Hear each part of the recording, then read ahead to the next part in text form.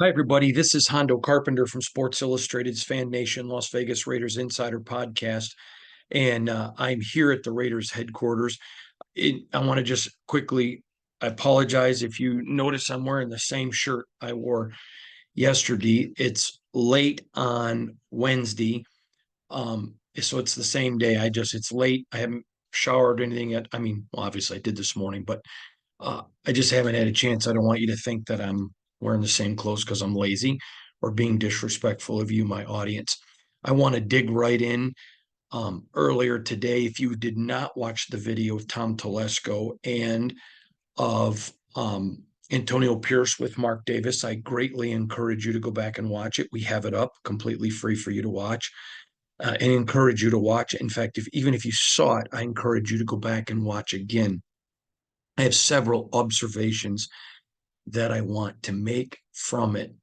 Number one, it is clear this is Antonio Pierce's team.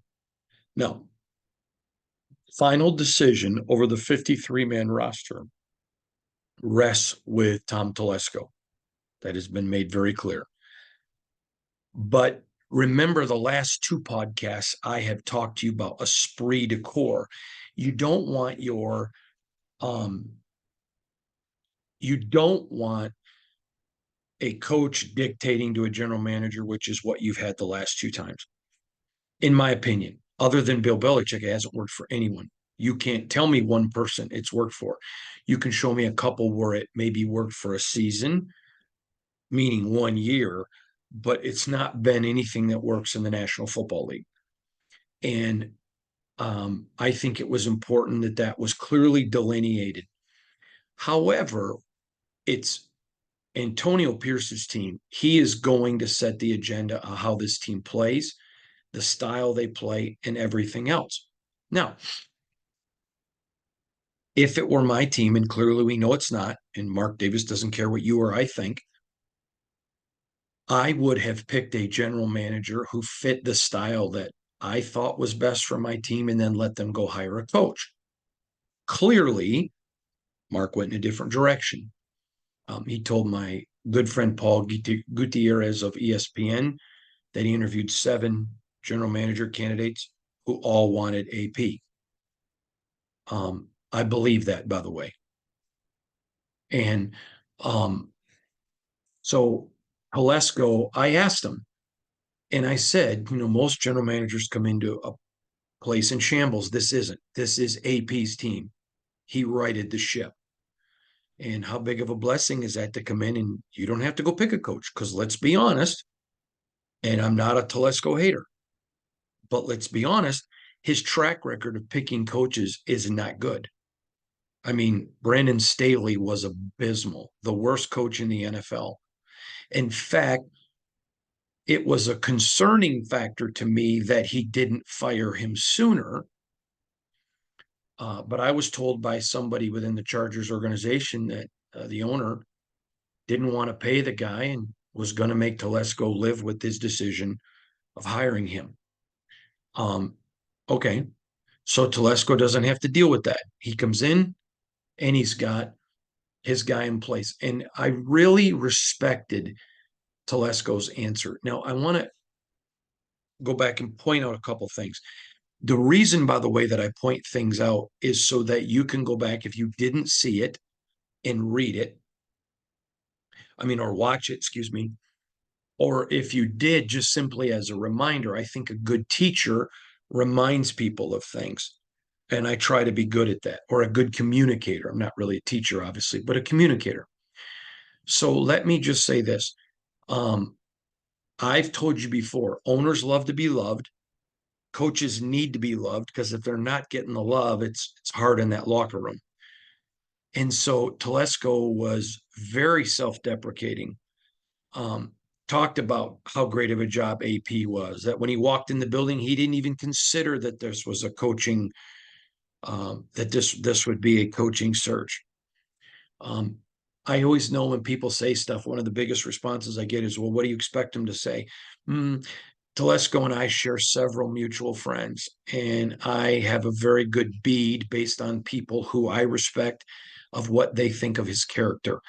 I don't think he would have said it if it wasn't truthful. I think he would have danced around it. I think there were a couple questions he did kind of dance around. You can figure out what those are because he's not a liar. So, first of all, I thought he was extremely genuine and very self deprecating. Um, I think he was reserved, which was good. I think he needed to be. I've been told by several people, I was told by a general manager um, of another team that Telesco knows how to read a room. And I think he knew he walked into AP's house. I mean, I even said it when I asked one of my questions. I said, this is AP's team. And it is. Mark Davis owns it, but this is AP's team, and he has deferred to Max Crosby. So it's an AP Max Crosby house. I think if Telesco had come in any other way, it would have ruffled feathers. I don't think anybody would have got their feathers ruffled with Telesco's press conference. I thought he was genuine. I thought he gave very good answers. I thought he answered some questions like an attorney, that he answered the question and said nothing else. Josh McDaniels used to answer questions and then bloviate. And I believe he did it. So then it takes up the press conference time and there's not a lot of room for a ton of questions. AP, he's a terrific communicator. He answers your questions thoroughly. But anyways, I thought Telesco handled it really well. So I've told you about coaches need to be loved, owners love to be loved. And he came in, deferred to Mark on several issues, and deferred to AP. Telesco knew his audience today was not you. And frankly, he knew his audience wasn't me. He knew his audience was the team. I do not want to in any way imply that I talked to the entire team. I talked to, I'm going to guess, 9 players, right around there, give or take 1 or 2 either way, who were all very impressed. All of them were, to a T. And a lot of them pointed out the same things. So I don't think Telesco could have done a better job preparing today, how he handled today, and just how the whole thing went down. Now, that being said, I want to go over some things that stood out to me. Number one, I was stunned. I want to make sure that's the right word. I don't know that I would say stunned. Let me rephrase that. I was pleasantly surprised. He was asked about the roster. And I have said to you a couple of times, because people are like, oh, this is going to be easy for him because he already knows the roster.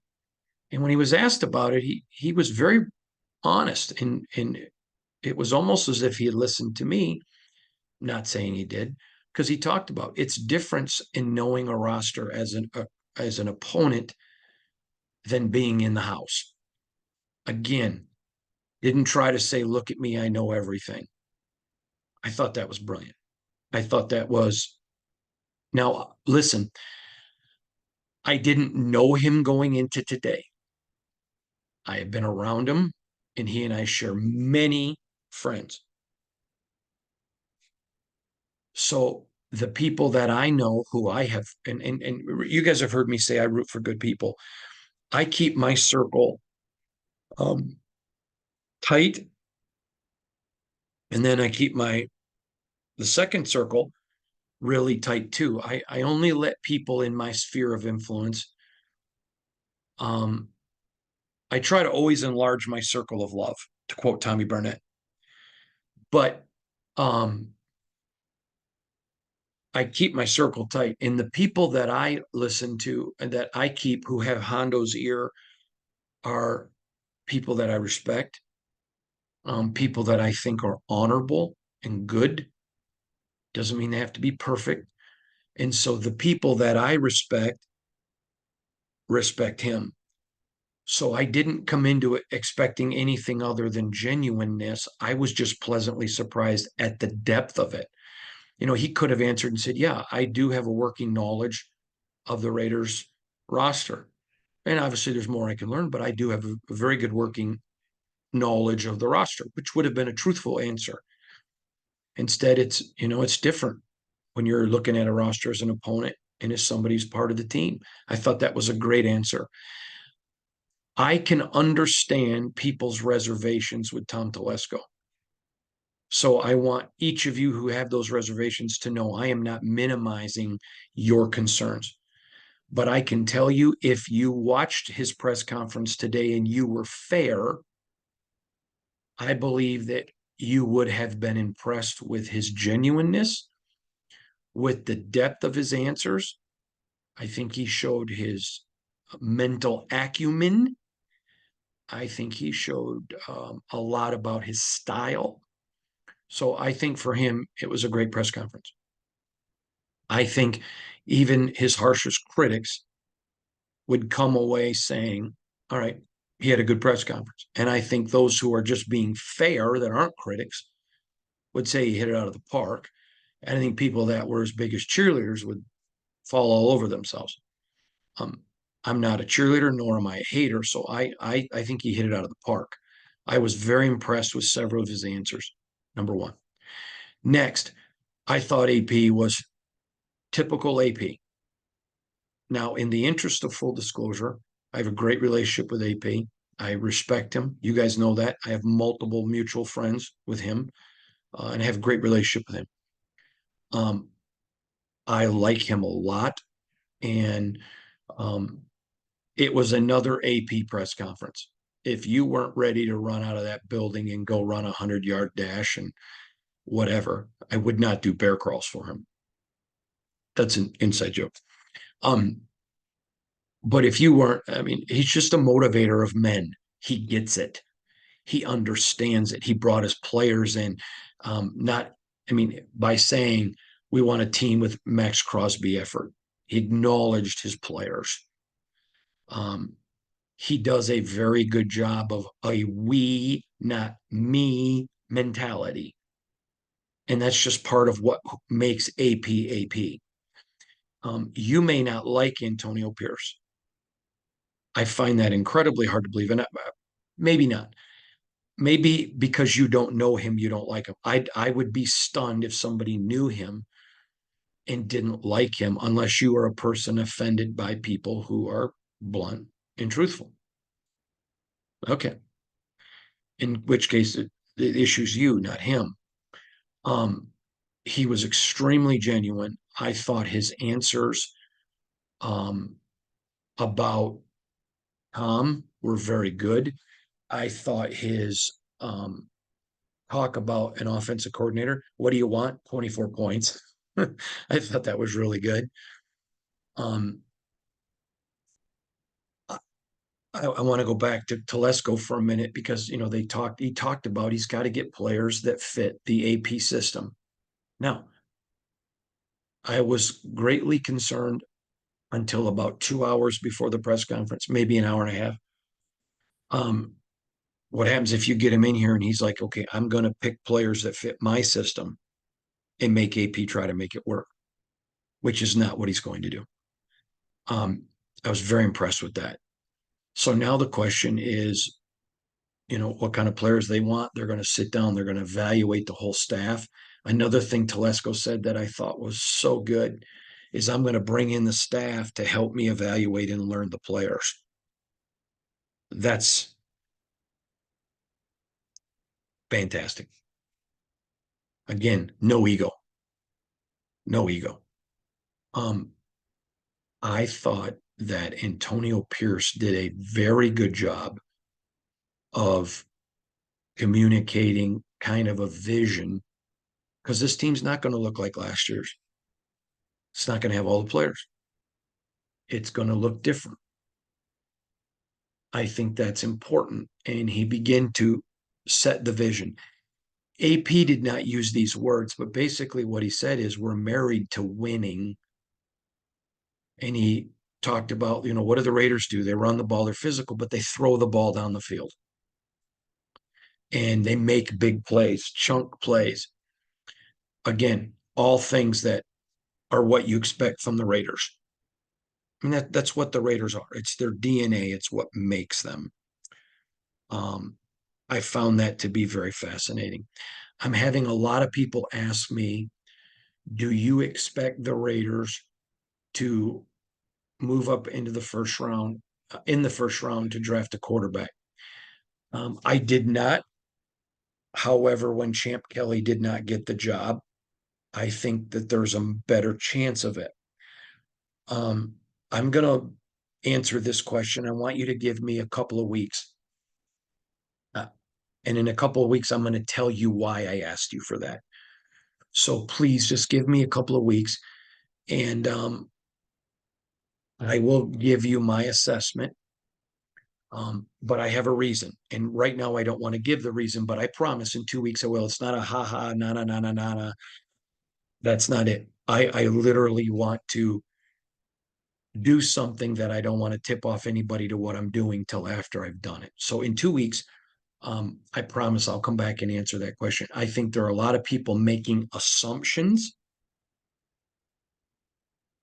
I wouldn't make those, not because I know anything right now. I just wouldn't. Now, the Raiders, let's talk very quick about Champ Kelly. The Raiders are hopeful that they're going to be able to keep Champ Kelly. I think that would be wise of them. I think it would be wise of them to make him an offer, give him a raise, and extend his contract. You cannot have enough good people around you, and then when others come sniffing and they choose to leave, that's beneficial to the Raiders and to Champ. The question would be, do you think Champ would want to stick around? Now, I have a lot of friends who've been fired, a lot of friends that have been passed over. I was talking to a very good friend of mine who used to be a general manager who got fired yesterday. And I was asking him, about his opinion, what he thought Champ would do. And he talked about when you're in that moment, it's very hard to see clarity because you feel rejected. And that's a human emotion. Now, some people deal with it differently than others. Some people deal with it, okay, you rejected me, screw you. I don't care. Your loss, not mine. Then there are some people that internalize it and take it as a personal rejection.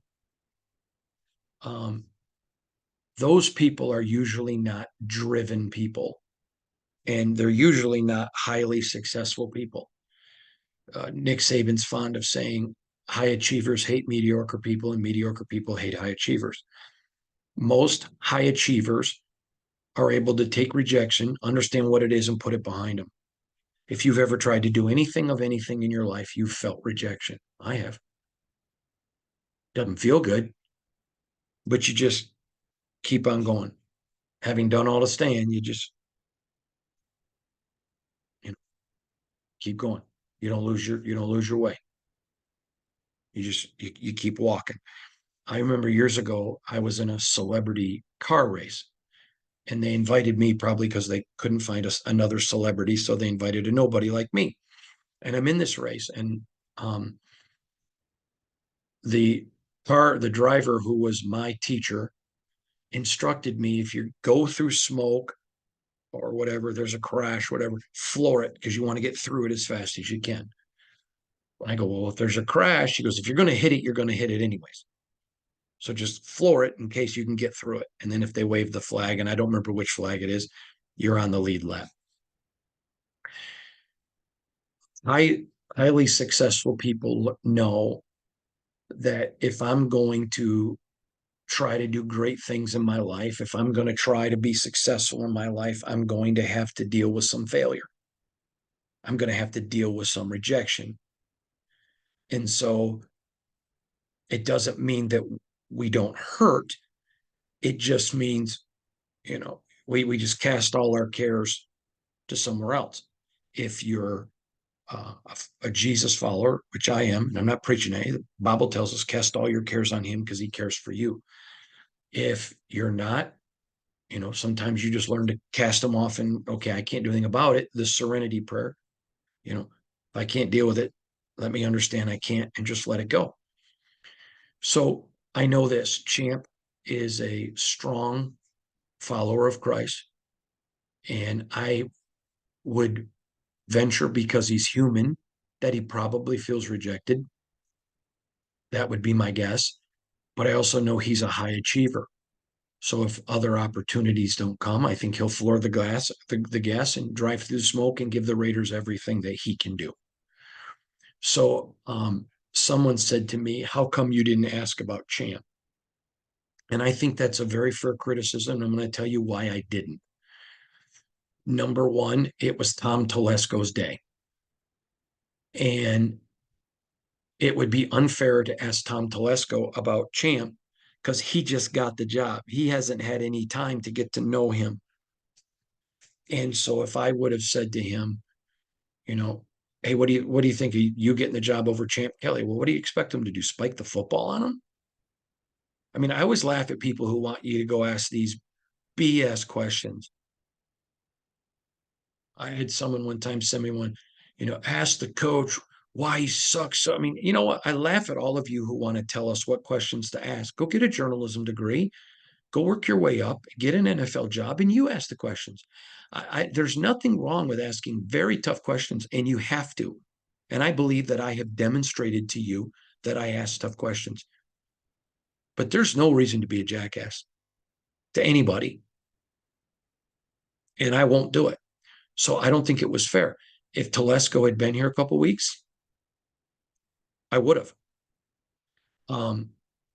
He's going to do a press conference next month. And when he does, I'll ask about Champ then. Because then he's going to have time to work. I know what's going on. What's the situation with Champ? If Mark Davis would have taken questions from the media today, I would have asked him. It would have been a very germane question. I mean, it makes no sense that you had this man in meetings interviewing coaches and then wham, do a 180. I can tell you this. I know this for a fact. For a fact, he was getting the job. Multiple people in the building knew that, thought that, said that. Okay.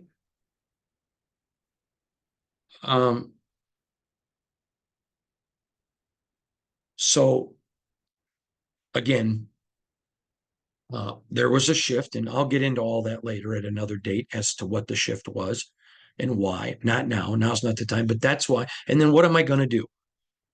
What am I going to do? What am I going to ask AP? He's sitting there with this new general manager to his right. He's trying to be supportive. He likes him. Why would he hate the guy? They're on the same team now. He knows what it's like. He's a football player. He's had friends cut. A new guy comes in, and you can't be mad at the new guy. It's not his fault. It's like I laughed at people. Now, there were some people that just didn't like Jimmy Garoppolo. I was very critical of Jimmy getting the job from day one. But it wasn't about Jimmy, and it wasn't because I consider Derek a friend. But there were some people that just hated Jimmy because they loved Derek. Well, I mean, it wasn't Jimmy's fault. If you just didn't like the way Jimmy played, that's fair. But if you didn't like him because you were a Derek supporter and you wouldn't have liked anyone that came in, well, you know what? I can't do anything about that. But I wasn't going to ask AP that question and put him on the spot. What's he supposed to say? Yeah, I think my friend got screwed. Yeah, I think it's a shame. No, I wouldn't do that to him. And I'm willing to tell you right up front why I didn't ask the questions. I think those are fair questions of Telesco down the road. Hey, what's Champ's situation moving forward? And I think it's a fair question of Mark Davis. You had him in the meetings. As of Saturday night, there was nobody that didn't think he was getting the job. And then wham, wham. What happened?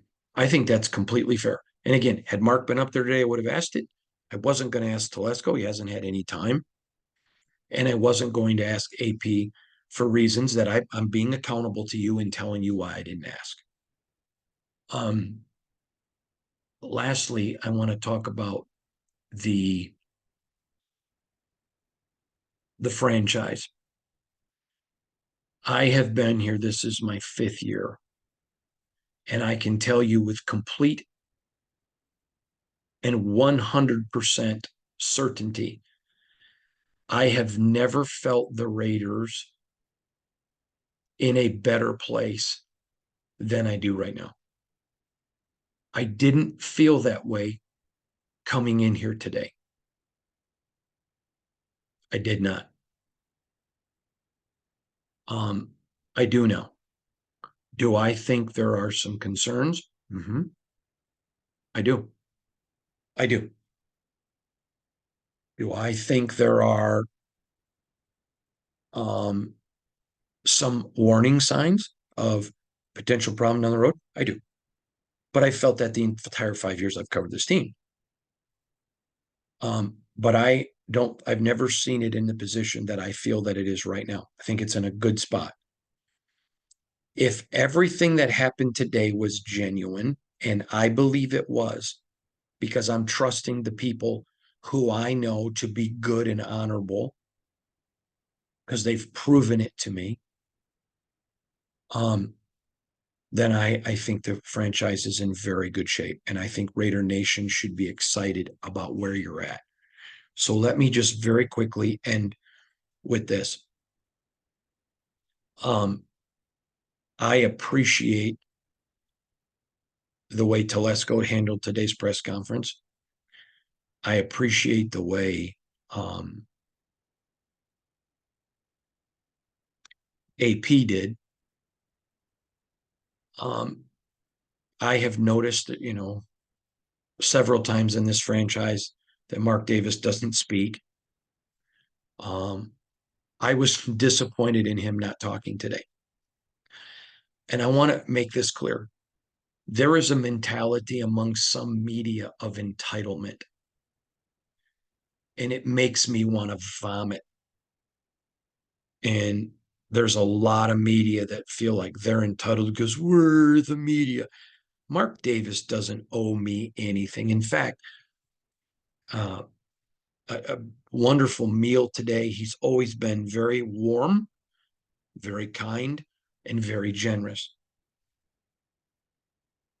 I was disappointed in him not talking today because I believe Raider Nation needed to hear from him. I believe he needed to take some tough questions. I believe he needed to talk about Kelly, why Champ didn't get the job. Why was he in meetings and then not? I understand he doesn't need to say everything, but I believe he owed that to Raider Nation. I think he owed it to Raider Nation to talk about, why did you hire the coach before the GM? Why this? Why that? If you wanted an experienced GM, why didn't you interview more than Telesco? And that's not a slam on Telesco. I will tell you, I was told by a senior member of the franchise Saturday night. They reiterated to me it's Kelly's job. May have been Saturday afternoon, whatever, but in that time frame. And so, what happened? I mean, your fans have been with you for a long time, and you've let them down. I just don't think I felt like you, as the fans, deserve to hear from Mark. So it's not a sense of Mark owed me. Mark doesn't owe me anything. And I don't think he's a bad guy. I'm not saying that. I've just been floored multiple times in the 5 years I've covered this team that he doesn't speak, and other owners do. I don't understand that. And I think this franchise needs to hear from him. Now, having said that, it's very clear now this is the AP Raiders. It's who they are. And so, okay, let him speak. Let him be the guy that's going to be the face of the franchise. It's him and Max now moving forward. It's who it is. But again, I felt that. Now, you guys may say, who gives a crap if Mark speaks? Okay, we're moving. We're turning the page and going to the future. Okay. And if you're a fan that thinks I don't care that I didn't hear from him, then I respect that. And my opinion is totally irrelevant. I just think as a media person who has grown greatly to respect Raider Nation, I think that you guys deserve it. I've shared this quote many times, but Matt Millen told me once, every team in the NFL fans think they're part of the team, but the Raiders are the only team where the players and the organization think the fans are part of the team. I think the fans deserve to hear from Mark today. I don't believe that he didn't talk because he's a coward. I don't think he didn't talk because he doesn't give a rip about you, because I know he does and I know he cares. That's why I was surprised. But again, I have great respect for the man. And if I didn't, I probably wouldn't say it, but I certainly wouldn't tell you that I had great respect. I would just say nothing. So there you go with that. Now, a couple other quick things. If you are in San Antonio, around San Antonio, many of you know every offseason I will travel to several different cities and meet with Raider fans and hold what's called a meetup. I don't charge for it. I usually try to find a local booster chapter or a group of Raider fans. They pick a restaurant that will give us a room that's off to the side. You pay for your own drinks. You pay for your own um, meal, but I pay all my expenses. I fly in, and we usually go for about an hour and a half, where I answer all your questions and we talk about Raiders, and it's off the record. And what that means is you promise you're not going to leave the meeting and disseminate what we talk about. Now, the reason that is because I'm very open, very open, very open. I tell people all the time, the only question you can't ask me is my wife's weight, and that's because she gets mad when I tell people she's 120 pounds. She's like, why do you tell them that? Well, because that's not fat, babe. But, oh, wait, I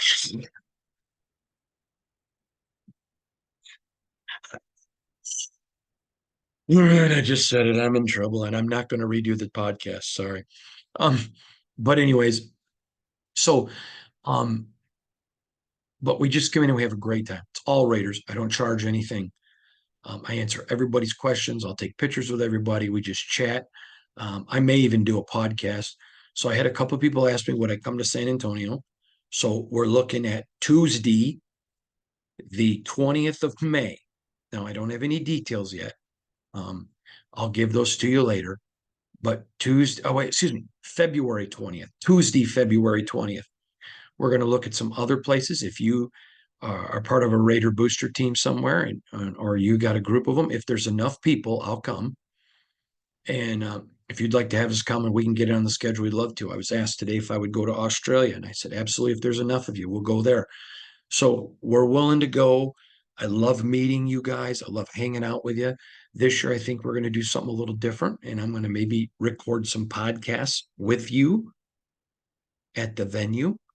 I think so. I'm not sure, but keep that in mind. And then lastly, um, I have never done this and I was unaware of it, but I'm told there's a thing that you can do called a live stream, which is where you do a podcast, but it's live.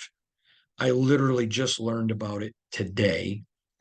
Um, I I I have done podcasts where other people are taking questions. I did it with my buddy Graphic Raider. I did it with Raider Cody. Um, all the other podcasts I don't believe were live.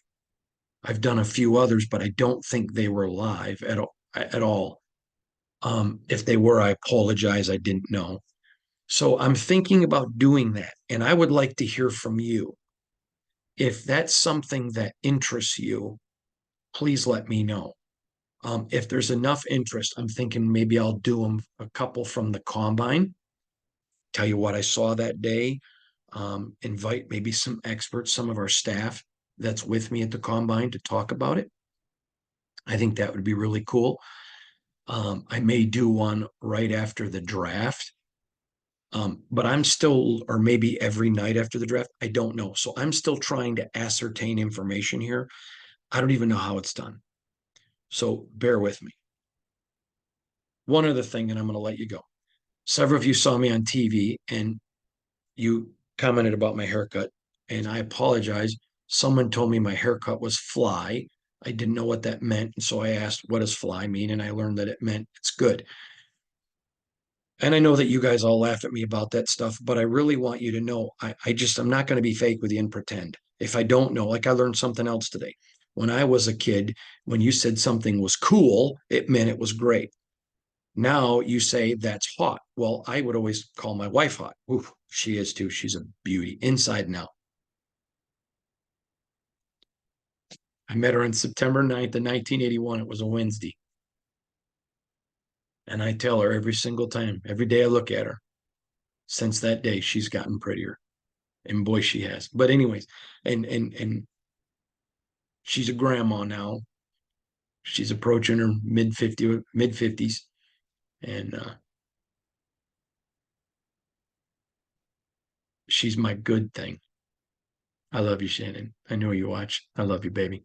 And so now I learned hot means good, whatever. So I just wanted to tell you, I apologize, but I'm not going to be fake. If I don't know, I don't know. And I didn't know. So forgive me. By the way, make sure you go to si.com/NFL/Raiders. Read all of our stories. We had 12 pieces of content yesterday. We got a bundle coming up today.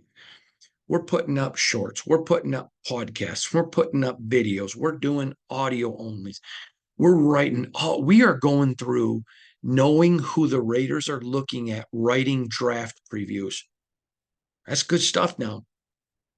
That's only for the hardcore Raider fan, but that's so you can kind of build your draft boards. We're only going to write about people we know the Raiders are interested in. So, and as we learn more with the Telesco regime, we'll do that too. So please pay attention to all that. Also, remember you can follow me on IG, Hondo SR. You can follow me on X, formerly known as Twitter, when you go to Hondo Carpenter. And then if you don't want to watch me, and I don't blame you, I shower with the lights off. I'm not an attractive man. I tell my wife all the time, I don't know why you married me, but I'm just glad that the Lord convinced it. But you can listen to our podcast on Spotify and on Apple. And I do a second podcast every day because Riding with Hondo and Dexter, which is just usually me and Dexter in the car. It's when I get a phone call, whatever it may be. Check it out. It's a great podcast. Again, it's just 5 to 10 minutes. I really think you'll enjoy it. And again, let me know what you think about if you would want to join a stream, a live stream. Let me know about that. And I just want you to know something. I am really fortunate that I get to cover the Raiders for you guys.